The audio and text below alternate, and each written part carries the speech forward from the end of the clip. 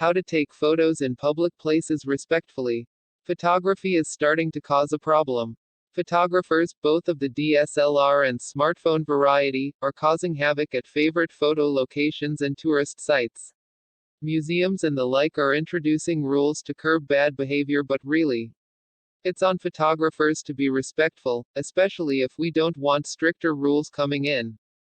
Now, we're not going to talk much about photography and the law. In general, you're allowed to take photos in public places with very few caveats, but check out the specifics of your state or country. Instead, we're going to talk about being respectful of the location, other people, and the subjects of your photos. Plenty of lawful behavior is awful behavior. A public place isn't just a place where the public can go. Malls, airports, parks, museums, concerts, and the like might be publicly accessible, but they're often private venues. This means whatever constitutional rights you have to take photos in public places don't apply. A mall is entitled to ban people from taking photos or using professional cameras. It's a private location. If their security tells you to stop and you don't, they can kick you out. Because again, it's a private location, even if the public is there. Now, this doesn't mean you can't take photos at malls or museums.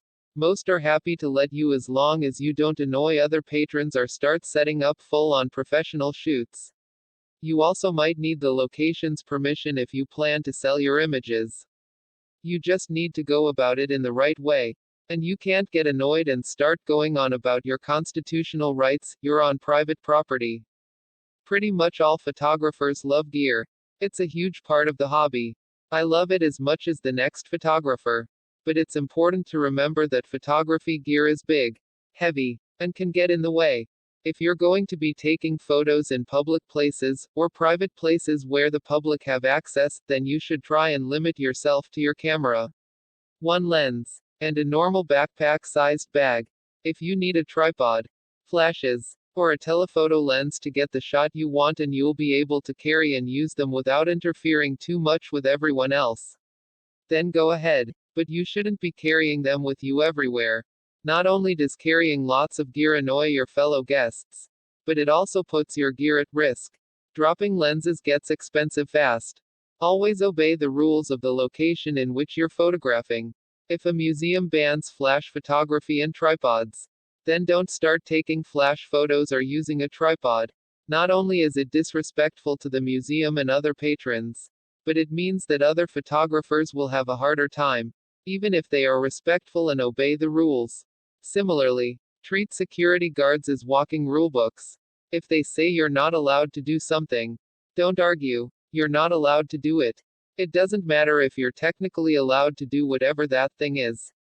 Disobeying security guards is probably against the rules, and getting combative will end with you kicked out.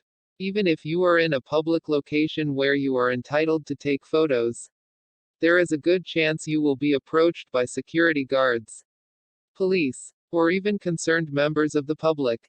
React calmly and don't get defensive.